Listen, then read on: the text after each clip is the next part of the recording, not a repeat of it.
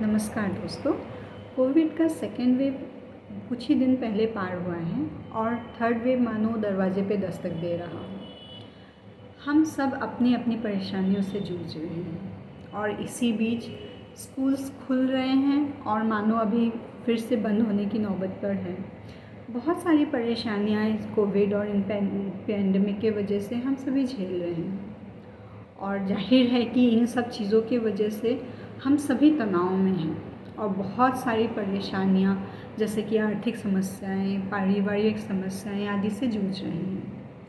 तो ऐसे में आइए हम सब बात करते हैं उन लोगों के बारे में, उन रोगियों के बारे में जो पहले से ही मानसिक समस्याओं से जूझ रहे हैं। ऐसे लोग इस परिस्थिति में किस दौर से गुजर रहे होंगे ये शायद कल्पना करना हमारे और आपके लिए इतनी संभव नहीं है। जो लोग मानसिक रोग से ग्रसित हैं उन लोगों के लिए ये छोटे छोटे स्ट्रेस, ऐसी परेशानियां बहुत बड़ी परेशानियों के रूप में उभर के आ सकता है। बहुत सारे लोग खुद को बहुत ही ज़्यादा कमज़ोर महसूस कर रहे हैं और मानसिक रूप से हो सकता है कि बहुत सारे नए लक्षणों से जूझ रहे हैं। कई लोग दवाइयों से वंचित हैं और कई लोग ट्रीटमेंट नहीं ले पा रहे हैं। ऐसे में ज़रूरी है कि हम सब अपनी सहानुभूति उन सब के लिए दिखाएं और आगे आकर उनकी सहायता करें। सबसे पहले आइए समझते हैं कि मानसिक रोग, जो कि शारीरिक रोग की तरह ही एक रोग है, या कुछ रोग ऐसे हैं जो बिल्कुल शारीरिक रोग की तरह हैं और जिनकी चिकित्सा संभव है और बहुत सारे ट्रीटमेंट मॉडलिटीज़ अवेलेबल हैं हमारे सोसाइटी में, पर चूँकि हमें उनके बारे में ज़्यादा नॉलेज नहीं है, ज़्यादा खबर नहीं है, तो हो सकता है कि ऐसे रोगी उन चीज़ों से वंचित हैं। फिर भी इन सभी चीज़ों के होते हुए भी मानसिक रोग शारीरिक रोग से अलग है। आइए जानते हैं कैसे। सबसे पहले तो ये बात है कि जो मानसिक रोगी होते हैं वो शारीरिक रोगी की तरह अक्सर अपनी बीमारी के बारे में नहीं जानते। बहुत सारे रोगी ये जानते ही नहीं हैं कि उनके लक्षण जो है वो अजीब है या अलग हैं, या वो साधारण व्यक्ति से कुछ अलग व्यवहार कर रहे हैं, और इसके वजह से अक्सर वो चिकित्सा के लिए आगे बढ़कर नहीं आते। दूसरी ओर जो मानसिक रोगी ये जानते हैं कि वो बीमार है, ये चाहे अपनी परेशानियों से जूझ रहे हैं, वो अक्सर खुद का जो ख्याल है वो खुद नहीं रख पाते, दूसरों के ऊपर डिपेंडेंट होते हैं। उन्हें अपने परिवारजनों या अपने रिश्ते नातेदारों के ऊपर डिपेंडेंट होना होता है कि उनको हॉस्पिटल ले जाया जाए, उनकी चिकित्सा कराई जाए, चाहे दवाई वगैरह उनको मुहैया कराया जाए। और इन चीज़ों की वजह से, इसकी कमी की वजह से कभी कभी वो अपनी चिकित्सा नहीं करा पाते। तीसरी बात ये है कि जो मानसिक रोगी होते हैं उनमें अक्सर ये देखा गया है कि वो जो वास्तविकता होती है और काल्पनिक एक जो जीवन होता है उनका, उसके बीच का जो डिफरेंस है, यानी जो पार्थक्य है जो दोनों के बीच का, वो मिट जाता है। उसकी वजह से वो एक अलग ही किस्म के परेशानी से जूझ रहे होते हैं। उनके लिए ये समझना मुश्किल हो जाता है कि क्या चीज़ वास्तविक है और क्या चीज़ उनकी कल्पना का हिस्सा है, और अक्सर इसके वजह से उन्हें ये महसूस होता है कि लोग उन्हें झुठला रहे हैं, या फिर उन्हें कभी कभी खुद के ऊपर विश्वास करना मुश्किल हो जाता है। ये परेशानियां शायद हमें समझना हमारे लिए ज़रा मुश्किल है। साथ ही जो ऐसे व्यक्ति होते हैं, ज़्यादातर केसेस में इन्हें बहुत लंबे समय के लिए चिकित्सा की आवश्यकता होती है, यानी काफ़ी समय तक इन्हें दवा लेना पड़ता है। और जाहिर है कि लंबे समय तक दवा चलाना एक आर्थिक रूप से एक समस्या है, साथ ही दवा की अवेलेबिलिटी यानी हर जगह इसकी मौजूदगी संभव नहीं है या मुश्किल होती है ढूंढने में। तो ये सब परेशानियां ऐसे रोगी के लिए जो खुद से बाहर जाकर हो सकता है दवा ना ला पाए, उनके लिए अलग किस्म की परेशानी हो जाती है। साथ ही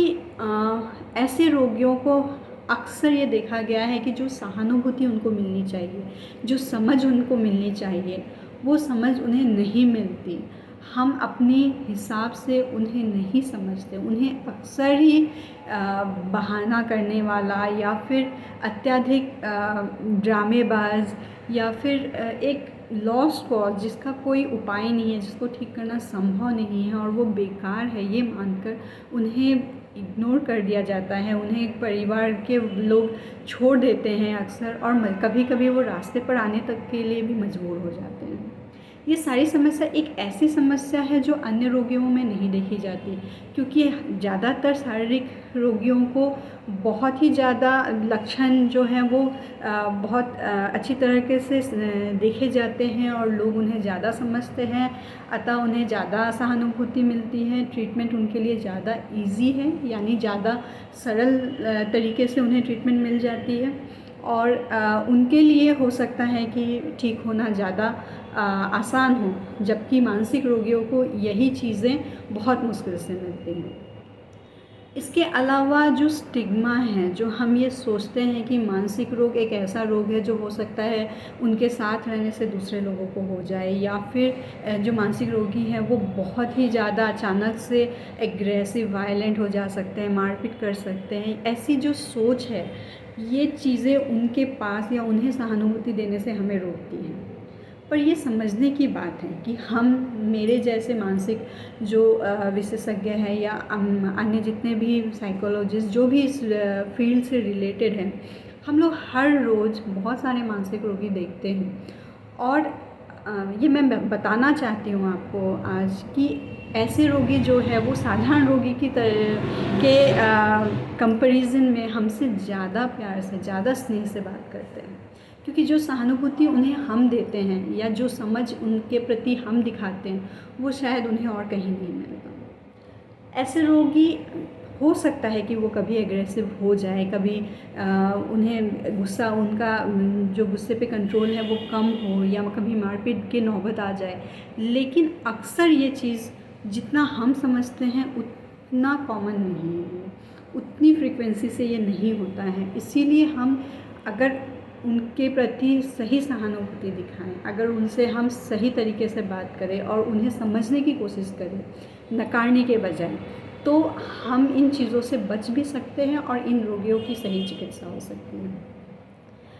साथ ही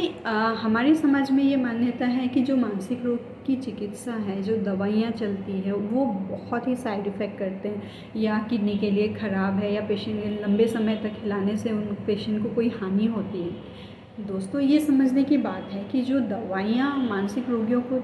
दिया जाता है, और या जो डॉक्टर्स उनके लिए प्रेस्क्राइब करते हैं, साइकेट्रिस्ट जो दवाइयाँ लिखते हैं,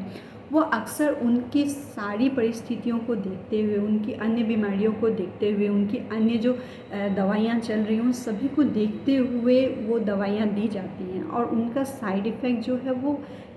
उनकी परेशानियों के कंपैरिजन में बहुत कम होता है या फिर नेग्लिजिबल होता है, और उन साइड इफ़ेक्ट को रोकने का भी बहुत तरीका होता है। तो इसीलिए ये डर को मन से हटाना ज़रूरी है कि ये दवाइयाँ देने से या लंबे समय तक ये दवाइयाँ चलाने से ये पेशेंट की हालत ख़राब हो जाएगी, क्योंकि अक्सर ये देखा गया है कि दवाइयों से पेशेंट बहुत अच्छी ज़िंदगी जी पाते हैं, उनके लक्षण कंट्रोल में रहते हैं, और वो आपके और हमारी तरह अपने सपनों को साकार कर पाते हैं। तो ये बहुत ज़रूरी है कि हम उन्हें एक क्वालिटी लाइफ दें, उन्हें सही चिकित्सा दें, उन्हें सही केयर दें, और सबसे ज़्यादा उन्हें वो सहानुभूति दें जो वो डिज़र्व करते हैं, ताकि वो भी आगे चल के जो अपने सपने हैं, जो उनके लक्ष्य हैं, उनको पा सकें। साथ ही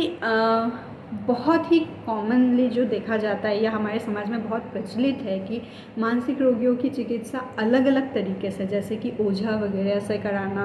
उन्हें उनमें भूत प्रेत की बातें करके उन्हें अननेसेसरी जो चीज़ें होती हैं उनको ज़बरदस्ती ओझा के पास ले जाना, या उनके साथ कुछ ऐसी चीज़ें करना जो बहुत भयावह है या हम नहीं चाहते कि किसी के भी साथ हो, ऐसी चीज़ों से उन्हें गुजरना पड़ता है। और ये सही मायने में देखा जाए तो बहुत गलत है। उनकी जो राइट्स हैं उनके, या मानसिक रोगियों की जो के लिए जो आइन बनी हुई है उसके ये अगेंस्ट जाता है, और कई मामलों में ये इलीगल भी है। तो ऐसा ना करें, अगर आपको लगता है कि आपके परिवार में, आपके आस पड़ोस में, आपके दोस्तों में किसी को भी किसी भी प्रकार का मानसिक रोग है, अगर आपको इसका संदेह भी है, तो कोशिश करें कि आप उन्हें समझने की आप समझें, उनके लिए अपनी सहानुभूति दिखाएं, उन्हें नकारें नहीं, उन्हें किसी भी प्रकार का उत्पीड़न ना दें, और जितना संभव हो उन्हें सही डॉक्टर यानी साइकेट्रिस्ट के पास ले जाएं, उनकी ट्रीटमेंट कराएं, और उन्हें प्रेरित करें कि वो ठीक हो सकते हैं, और वो अगर अपनी दवाइयों को समय से लेते हैं तो वो भी आपके और हमारी तरह एक साधारण जीवन व्यतीत कर सकते हैं। तो दोस्तों, आइए हम सब इसके लिए काम करें, और हो सके तो ये जागरूकता आप अपने दोस्तों, अपने परिवार में भी फैलाएं, ताकि मानसिक रोगियों को वो केयर, वो सहानुभूति, वो प्यार मिल सके जो वो डिज़र्व करते हैं। नमस्कार।